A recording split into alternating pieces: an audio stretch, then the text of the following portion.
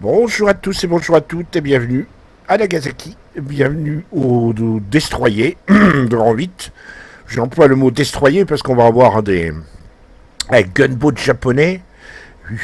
Hein, bon, ça me fait toujours rire, moi, le gunboat japonais. Gunboat japonais et un torpilleur russe, puisqu'on peut dire que le Gnevoy est plus axé torpille que canon. Donc on va commencer par le Gnevoy.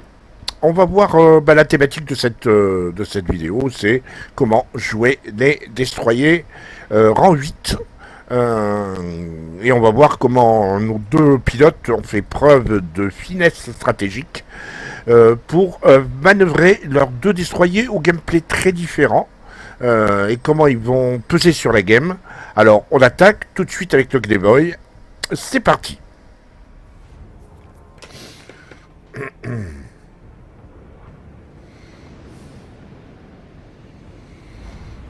Allez, nous voici sur la carte piège, avec le Gnevoy de Polon.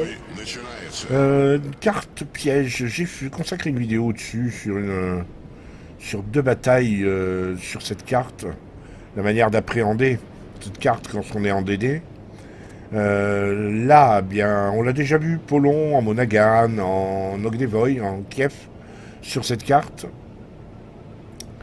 Là, il est reparti. Là, simplement, c'est un camo révolutionnaire, non, ou américain, là, Star and Stripe, sur un Gnevoy. Il part comme il fait d'habitude, sur C. Un contre-torpire qu'il apprend. Oui, c'est ça, c'est Star and Stripe. Le camo, c'est le camo américain.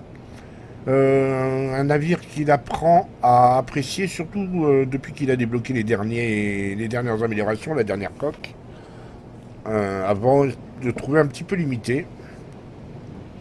Je rappelle que Polon s'est fait une spécialité de jouer surtout les gunboats russes et allemands, donc tout ce qui est... Il joue beaucoup au canon avec ses DD.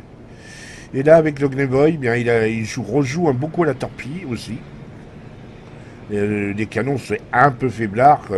C'est quand même deux canons, deux tourelles doubles. Par rapport aux trois tourelles doubles de l'équivalent, qui est le Kiev, c'est pas terrible. Hein. Il est clairement pas fait. Il manque de puissance en termes de canon. Il manque clairement de puissance.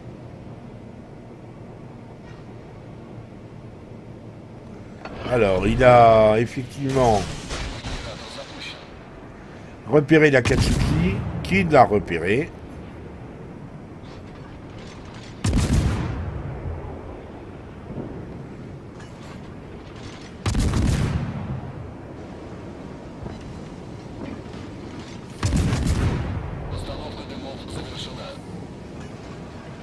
Alors, on le regarde s'attaquer à la Katsuki. Je ne l'ai pas dit, mais c'est une bataille compliquée pour lui, parce que c'est quand même une bataille à 5 DD de part et d'autre. Donc il va avoir du boulot en tant que chasseur de DD. Mais c'est pas vraiment un chasseur. Le Gnevoy, il n'est pas vraiment un chasseur de DD. On le voit dans la difficulté qu'il a à faire des gros dégâts sur la Katsuki. Et même si vous coulera peut-être pas. Non, c'est pas lui qui l'a eu. La Katsuki reste malgré tout. Vous voyez, il était quand même bien protégé par sa vitesse. Le Gnevoy, il manque clairement de puissance. Clairement de puissance. Et là, le Benson qui s'approche ne va pas être une partie de plaisir pour Polon. C'est vraiment du lourd, là. Ou alors, il faudra qu'il finisse au canon. Dans 5 secondes, il récupère ses torpilles. Ça va aller bon. Là, il ne peut pas capturer la zone. Celle-ci est contestée. Apparemment, il doit y avoir... À mon avis, il y a un croiseur aussi. Il n'y a pas que le Gnevoy.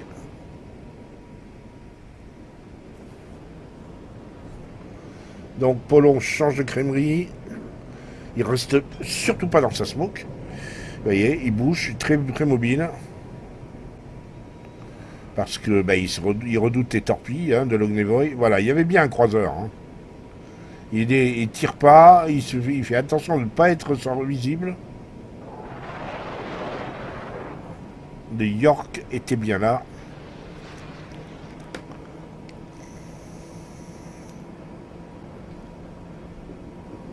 Et le Benson apparemment avait quitté, avait changé de position.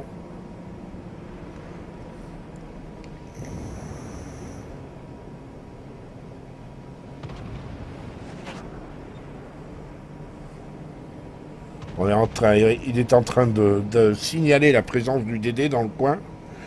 Que le Benson est un navire qui n'a pas besoin de beaucoup bouger. Il peut procéder par saut de puce pour monter ses embuscades. C'est un des DD les plus redoutables du jeu. Donc voilà, il est plus... Le voilà, le Benson. Alors bien entendu... Ah, il a réussi à le toucher, bien joué. Il a décapé un petit peu. Ah, il va se mettre... Voilà, il rush le Benson. C'est la meilleure chose qu'il a à faire. Hein. Il est repéré, visé. C'est la meilleure chose qu'il a à faire.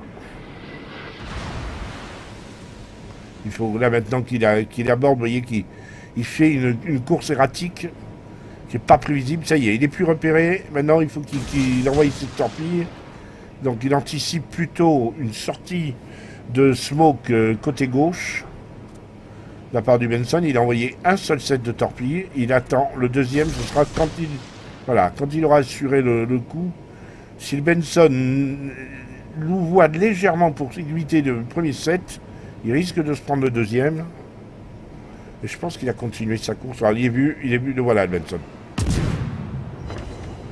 Il oblige le Benson à démarrer ou pas? Non, le Benson a vu les torpilles, il ne démarrera pas. Par contre, il est...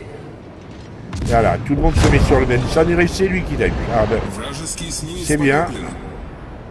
Au moins, il reprend le cap. Surtout que le York, apparemment, était sorti. Bah oui, il est toujours là. Je sais pas où il est peut-être allé se cacher, mais il est toujours là. Résultat, la bataille de C, pour l'instant, est gagnée par les Verts.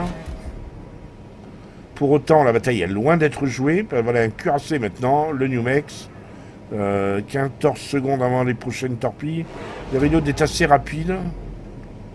Mais là, je crois que c'était la coque... oui, il a la première coque, ou je ne sais plus combien il y a de coques, s'il y en a 2 ou 3. Mais là, il a la première coque, c'est-à-dire le 7 à 4 torpilles. La coque suivante lui donne un 7 à 5 torpilles. Beaucoup plus intéressant, forcément. Alors, il a tenté de sortir le York à l'arraché, mais... Voilà, le New Mex est juste là. Et il a lancé tout ce qu'il avait. Sur le New Mex. Là, ça risque de faire vinaigre. Le New Mex risque d'avoir mal aux cheveux. Attention de ne pas aller se jeter dans l'autre cuirassé qui est en bas. Voilà. 2 tir-pits. Parce que là, ça... Voilà, il évite. Que fait le New Mex? Non, le New Mex est en train de tourner. Je pense qu'il ne prendra pas les torpilles. Le New Mex a intelligemment tourné. Pour autant, il va peut-être en prendre une. Non, il a tout évité. 30 secondes et il va recharger les torpilles. Et le tir-pit sera un client. Et il se met dans un nuage de fumée. Profite du fait que l'autre DD qui est avec lui dans C est en train de spotter le tir-pit.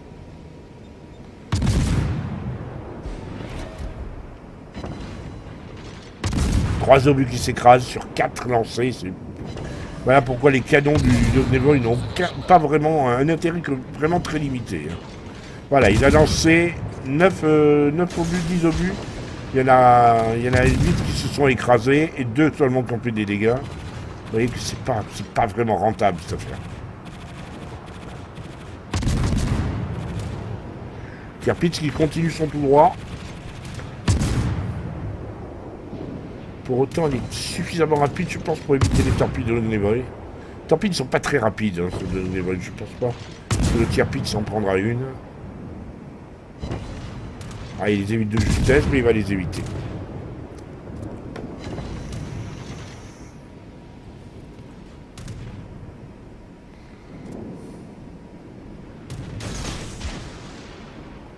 On relance un petit coup de torpille, des fois que le Tirpitz fasse demi-tour.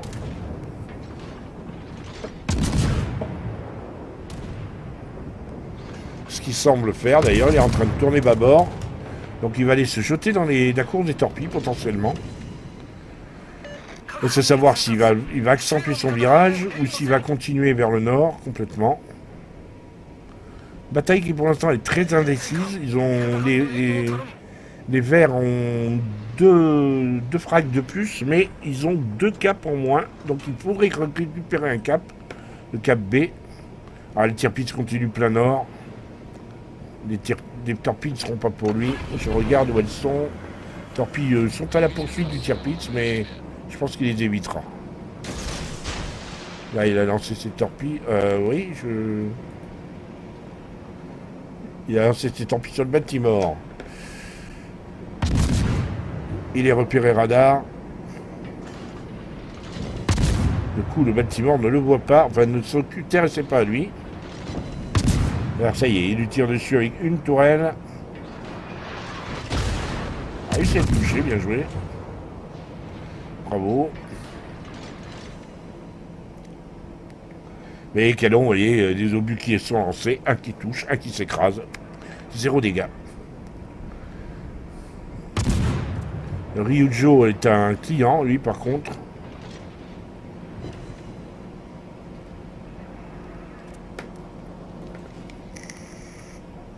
Plutôt que d'aller chercher le Baltimore et d'aller combattre le Baltimore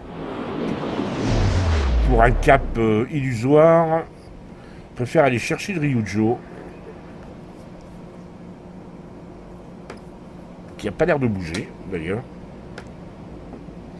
Pas vite.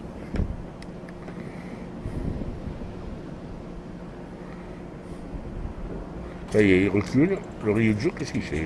Non, c'est pas le Ryujo. C'était le tirpitz. Il avait le témoin sur le tirpitz. Le Ryujo qui va bouger.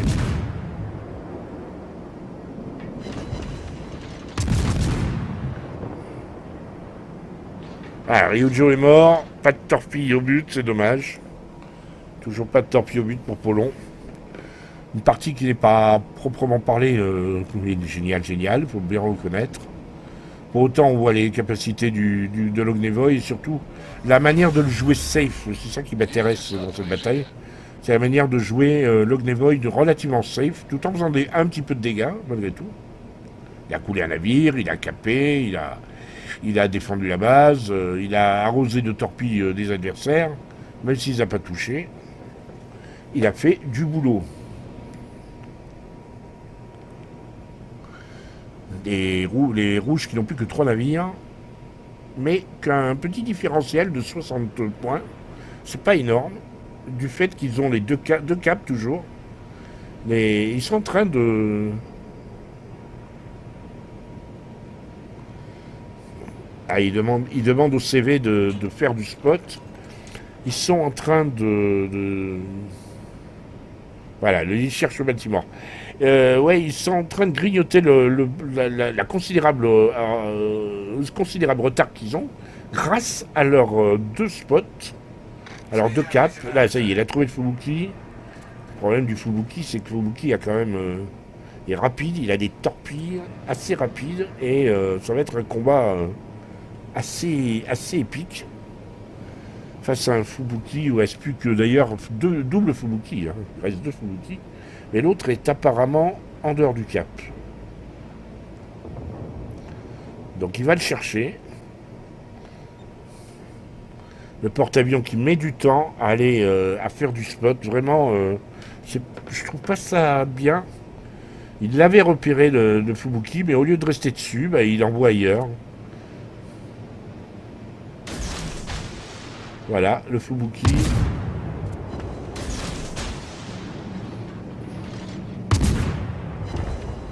Là, le Fubuki a été surpris. Il a clairement été surpris. Il n'est pas sorti du tout pour attaquer Polon. Il ne s'attendait absolument pas à ce que Polon lui fasse ça. Par contre, il a lancé ses torpilles au bon endroit. Il va obliger Polon à faire une manœuvre compliquée pour éviter les torpilles. Voilà, il essaye de se mettre dans la fourche. Voilà. Encore une petite leçon de dodge. Du coup, il y a un autre navire. Alors, ça, c'est l'autre Fubuki, effectivement, qui est dans le cap. Et oui, il l'a tourné, il est de l'autre côté. Et il n'a plus de torpille. Et vous voyez la difficulté avec un Kiev, je pense qu'il aurait déjà bien réduit la vie. Et le problème, c'est que voilà.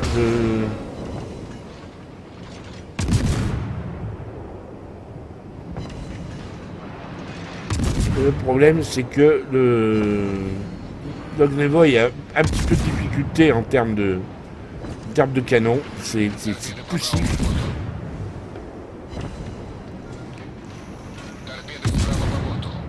Il a récupéré ses torpilles. Voilà, il a réussi au canon. Voilà, à l'aveugle.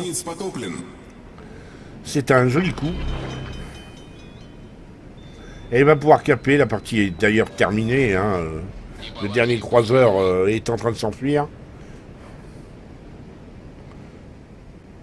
Il va pouvoir aller chercher le cap. Et il a remercié le CV de son boulot. CV qui a spoté les deux Fubuki quelque part. Il a aidé Polon. Hein. Donc Polon, on le remercie. Ce sont des choses qui se font. C'est bien joué.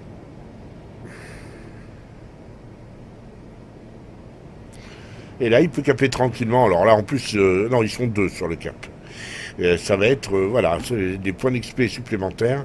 Le dernier survivant, c'est un Galissonnière qui risque de pas peser lourd contre les cuirassés. Il n'aura peut-être pas le temps de tout caper. Ah si, de justesse. Ouais. Il aura le point du cap juste avant le Galissonnière se tuer. Allez, retour sur l'Ognevoy et retour sur les écrans de la bataille. Une victoire. 6626 points d'XP, 664 points d'XP libre. L'achievement frappe des vastes.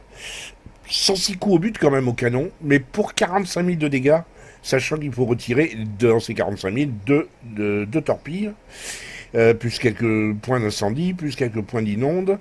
On verra le détail hein, tout à l'heure. Un avion battu à l'entière, original. 2 aides à la capture, 2 bases défendues. C'est une partie très complète qu'il a fait en Ognevoy. Il finit d'ailleurs tellement complète qu'il finit quand même premier avec 2383 points d'XP de base pour une partie que j'ai plus ou moins qualifiée de pas folichonne. Donc imaginez, on verra une autre bataille où c'est nettement plus badass. Donc vous voyez que l'Ognevoy est un navire extrêmement, comment dirais-je, un navire de caractère, on va dire. Voilà. Il a coulé 2 Fubuki, un Manson, il a fait son rôle de chasseur de DD.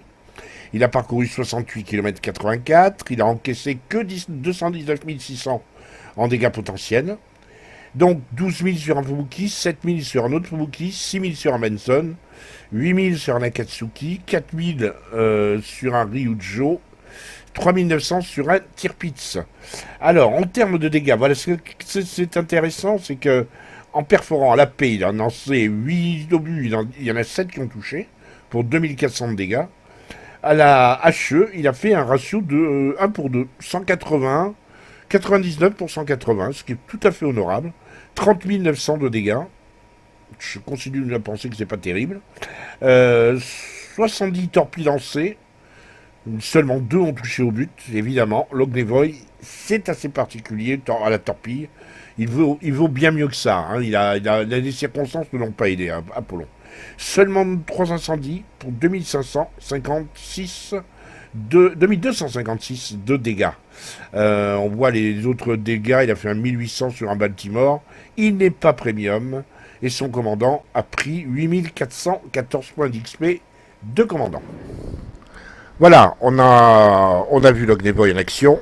On va enchaîner maintenant avec le gunboat japonais, l'Akizuki. Je le sélectionne, le voilà.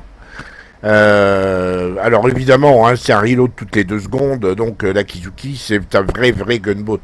C'est l'un des rares destroyers japonais qui mérite ce nom. Donc on enchaîne avec Toba 17 dans une bataille qui est pas mal du tout. A tout de suite.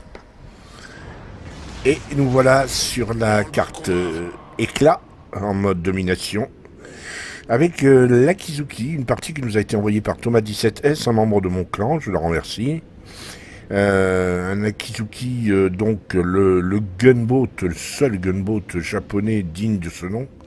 Les autres étant plus des torpilleurs que des gunboats réellement, même s'ils ont un reload de canon sympa. Ça ne vaut vraiment pas les Américains, les Russes ou les Anglais ou qui vous voulez d'ailleurs. L'Akizuki par contre, lui, oui, même s'il a d'assez bonnes torpilles à 10 km, il a surtout un excellent... il a un seul set de torpilles. Hein. Par contre, il a 4 tourelles doubles et un reload de malade. En plus, Thomas 17S a monté le rechargement de torpilles, ce qui fait qu'il peut tirer son set, je crois que c'est 5 torpilles. De mémoire, je joue pas souvent avec Kizuki, j'ai oublié. Mes excuses. Donc il s'en va sur A comme la tradition le veut. Quand on regarde la minimap, on s'aperçoit que tous les cuirassés vont globalement sur A. Comme la tradition le veut aussi, le porte-avions a envoyé un chasseur pour faire du spot autour de A. Et on voit que Thomas évite de se faire voir dans un premier temps. On rentre pas dans le cap tout de suite pour éviter d'attirer l'attention du porte-avions. Inutile de se faire voir trop tôt. D'autant qu'il semblerait, et ça c'est plus original, que les rouges ne soient pas venus contester A. Ce qui est... Bon, ça peut arriver, ça arrive... mais généralement, il y a toujours un croiseur ou un DD pour venir contester ou au moins faire une petite approche. Là, voilà, Thomas est très confortable dans son cap. Alors, il y a un petit lag, je ne sais pas d'où ça vient. C'est assez désagréable. Donc voilà, le porte-avions, lui, il fait son passage. A priori, il a décidé de faire tout le tour de la map et de venir chercher potentiellement... Ah, attention, il y a un Z et il y a un bombardier qui arrive sur Thomas. Encore 20 secondes pour pouvoir caper. Non, le bombardier ne vient plus sur Thomas. Par contre, le Z pourrait envoyer des torpilles. Thomas qui lui veut assurer le cap avant toute chose. Le Z n'est pas rentré dans le cap. Il avait la possibilité de le faire. Et il ne vient pas. Par contre, on peut à peu près être sûr qu'il va lancer des torpilles. Alors Thomas attend quelques secondes à nouveau. Parce que les torpilleurs et les bombeurs ont fait leur œuvre. Voilà. De manière à ne pas être spoté. Il est sorti du cap. Ouais, il y rentre. Bon, ça va. Il devrait pas avoir de soucis. Reste à savoir où est le Z. Je doute qu'il soit resté à la même place.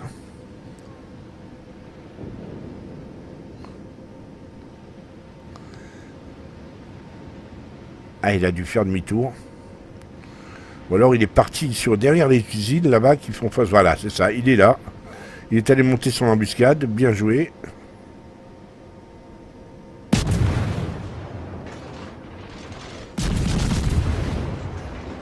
Là, le Z risque de se sentir passer parce qu'il n'a aucun soutien. Enfin, il n'a aucun soutien. C'est un moment où le seul croiseur qu'il avait en soutien est derrière une île, ne peut pas le protéger.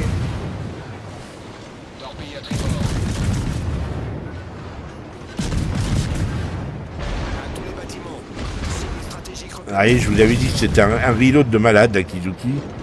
C'est vraiment... toutes les 3 secondes, un peu moins de 3 secondes. Voilà, le Z23 n'avait strictement aucune chance. En étant aussi prévisible en termes de course, il n'avait strictement aucune chance, c'était une mise à mort programmée.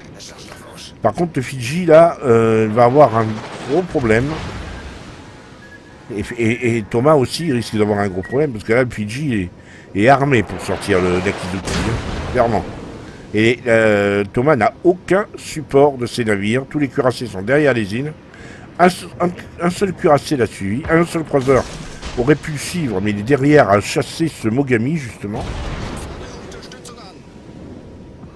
Il a relancé une smoke ou pas? Non. Non, il n'a pas relancé le smoke. Il est à la merci, là. Il est obligé de dodger, de freiner, vous voyez, de surprendre le... Alors, grâce à sa course, là, les torpilles sont plutôt belles sur le Mogami.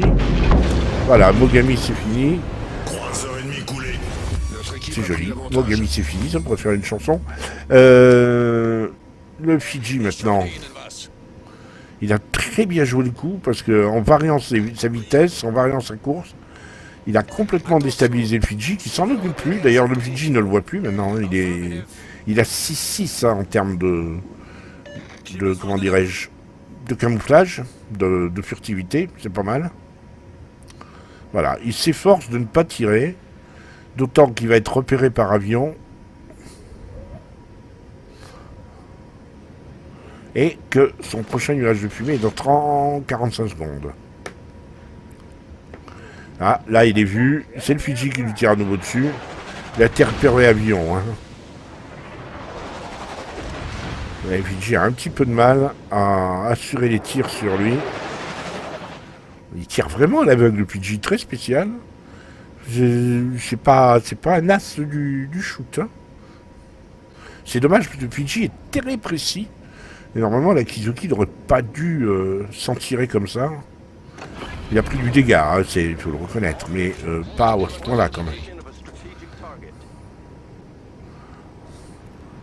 Pour l'instant, les Verts s'en tirent plutôt bien. Ils ont éliminé un croiseur, un DD et un cuirassé contre un croiseur. Ils ont 2 caps. Grosso modo, 300 points d'avance. Il n'y a pas vraiment péril dans la demeure.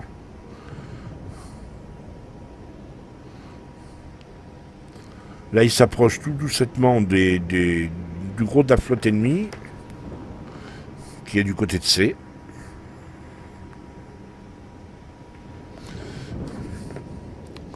Reste à savoir si, on parle de Cleveland, il y a un cuirassé avec le Cleveland, mais qui reste planqué. Je sais pas si c'est pas un Richelieu. Oui, c'est un Richelieu.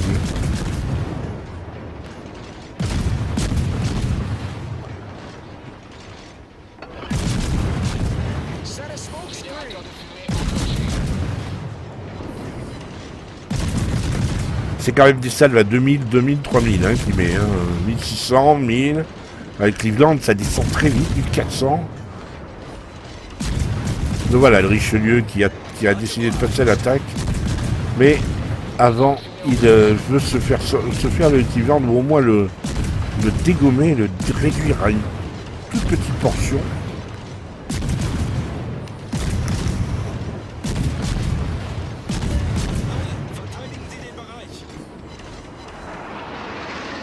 Et il tire par-dessus l'île, il continue à lui mettre des petites chouquettes à 280. Cleveland a pris très très cher. Hein. Là par contre le Richelieu à la torpille c'est faisable. La victoire est à notre portée.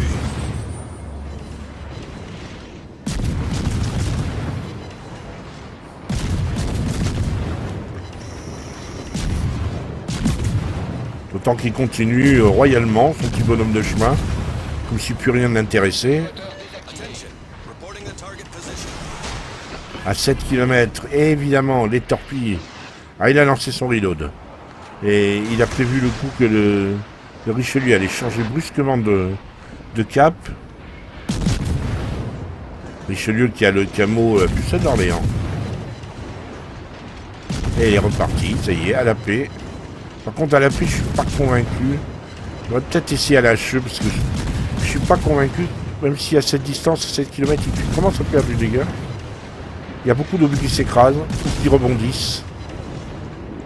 13, 11, vous voyez, c'est un ratio de 1 pour 3 où il fait des dégâts. Voilà, il a sorti à la torpille, le joli, très joli tir. Il a sorti un Richelieu qui, visiblement, en avait assez de vivre.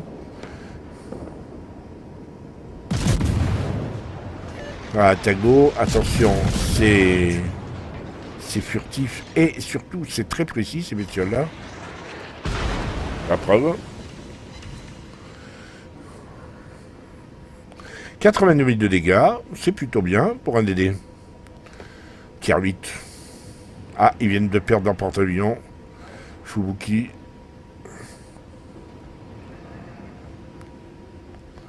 Mais l'avance est quand même assez considérable. Pour autant, est-ce qu'il va venir chercher la Tago?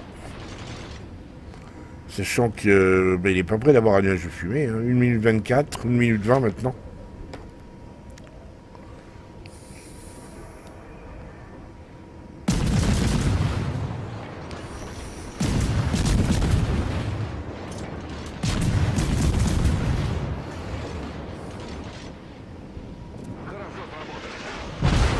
Ouais, le Tago le cherche. Le Tago est en plein dans son rôle de chasseur de DD. Hein. C'est un croiseur, c'est à lui de faire le boulot, d'aller chercher la Kizuki. Et lui aussi, enfin lui, il a Yamamoto, vu les couleurs de ses obus. Par contre, s'il sortait le Fubuki, il ferait une bonne affaire. Après, il faut régler la hausse. Et c'est pas facile avec cette cloche.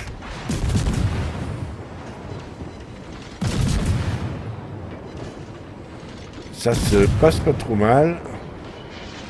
Fubuki qui essaie de répondre. Ah, il lui a mis un incendie. Il va sortir à l'incendie. Ouais. Bien joué le Fubuki. Et il a cassé le... Ah, il a plus un seul canon d'allumé. Là, c'est le bouclier.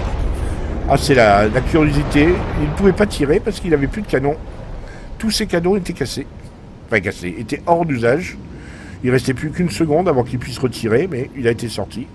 Néanmoins, bon, c'est une belle victoire. Hein, 3 kills en Akizuki. C'est plus un navire de support qu'un véritable cogneur. Et là, on l'a vu version cogneur. C'est plutôt sympa. Est-ce que Thomas, en attendant la fin de la bataille, va nous changer? Non, il reste plus que... Allez, il reste plus que quelques secondes. La bataille est terminée. Et fin de la game. Allez, retour au port, retour sur mon Akizuki. Et retour sur les écrans de la bataille. Alors, 3096 points, 155 points d'XP libre. Il a eu frappe dévaste. 214 hits au canon, ce qui est rarissime avec un navire japonais. Vous en conviendrez. 4 torpilles au but, 3 voies d'eau. Il a coulé 3 navires, une base capturée, un navire détecté. C'est plutôt un bon ratio. Il a fait son job. Hein. Il finit premier très nettement devant le Bismarck, ce qui est gros quand même avec Kizuki.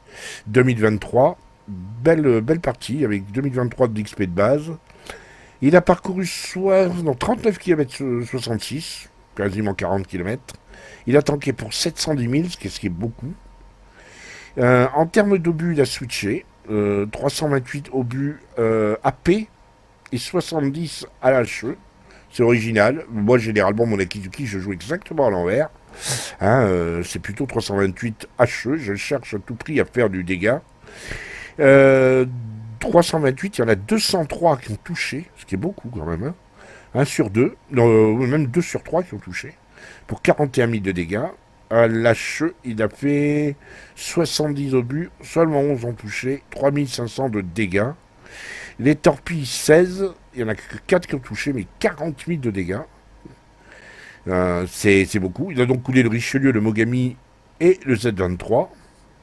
On a vu dans quelles circonstances. Le Cleveland, il l'a carrément découpé. Je crois que si le Cleveland n'était pas parti, il serait mort. Il aurait dû sortir. Enfin, il a fait 2000 sur le Tago, 1900 sur un Fubuki qui a été assez mariole. Je reconnais que il n'est pas premium. Son commandant a pris 3096 points d'XP. C'est pas énorme. Hein. Quand on n'est pas premium, c'est pas cher payé. Hein. Voilà. J'espère que cette vidéo vous aura été profitable. En tout cas, vous aurez vu comment jouer les destroyers rang 8 en faisant preuve de finesse, en faisant preuve de stratégie, en faisant preuve aussi d'un minimum de prudence. Même quand le mot prudence c'est Paulon et Thomas, je ne sais pas si c'est bien de les accoler ensemble ces deux-là. Enfin bref, j'espère que ça vous aura plu. N'hésitez pas à liker, n'hésitez pas à commenter et à très bientôt si vous le voulez bien.